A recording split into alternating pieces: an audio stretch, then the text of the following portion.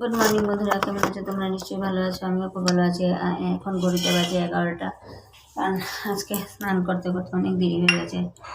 Cylinder ছিল ঘরে, সিলিন্ডারটা প্রবলেম দিচ্ছিলো, রেগুলেটর সিলিন্ডার শেষ হয়ে গেছিলো। তারপরে সিলিন্ডার ঠিকভাবে লাগালাম, তারপরে রান্না করলাম, বোরকে খেয়ে পাঠালাম। তারপরে আমি এটা, আর আমার শরীরটাও বেশি ভালো না, কালকে থেকে পেট গন্ডগোল চলছে।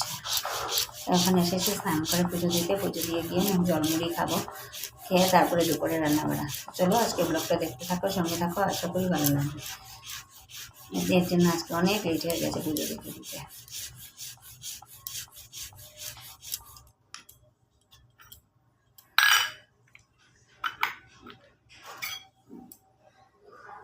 আর আমাদের এখানে তো পুরা বদরপুর বলো, শ্রীভূমি মানে করিমগঞ্জে, শিলচরে ফ্লাড হয়ে গেছে। মানুষের কি অবস্থা, দুরবস্থা। শরণার্থী ক্যাম্প খুলেছে, রেস্কিউ টিম বের হয়েছে। আমাদের এখানে অবশ্য জল উঠে না, কিন্তু কষ্ট লাগে মানুষের এগুলো মোবাইলে দেখে। কয়েকদিন গেল পেহেলগাঁওয়ের যুদ্ধ, এখন হয়ে গেছে ফ্লাড। গুয়াহাটিতে তো হয়েছে, প্রতি বছরই হয় এখানে অতিরিক্ত বৃষ্টি দিলে। মানুষের কষ্টগুলো দেখলে অনেক কষ্ট লাগে। কত মানুষ কত কষ্ট করে ঘর বাড়ি ছেড়ে রেস্কিউ টিমের সাথে চলে আসছে। কত মানুষের সিলিন্ডার ভেসে ভেসে যাচ্ছে, ফার্নিচার ভেসে ভেসে যাচ্ছে, এগুলো দেখছি অনেক কষ্ট হয়। তো চলো আজকে ব্লগটা দেখতে থাকো আর সঙ্গে থাকো।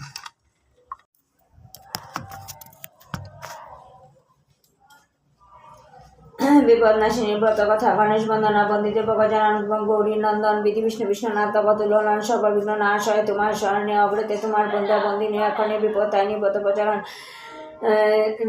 যে কথা শ্রবণেতে বিপদ খণ্ডন, একদা নারদ ঋষি প্রমিতে উপনীত হন, আসি কৈলাস মাঝারে হেনকালে হরঘরি বসি সিংহাসনে নানা কথা নয় উভয়ার হয়ে আলাপনে দোহার চরণে প্রণাম করিল।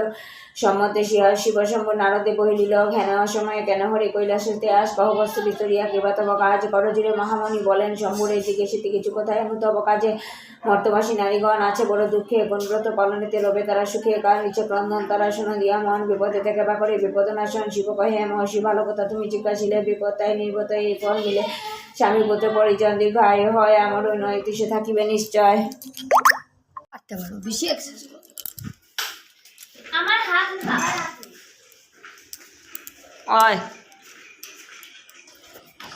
তো আজকে লাঞ্চে কী রান্না করছি এটা একদম শর্টকাট, আর শশা শুক্তা আর আলু বেগুন দিয়ে একটা রসার মতো। তো চলো ব্লগটা দেখতে থাকো আর সঙ্গে থাকো, আশা করি ভালো লাগবে।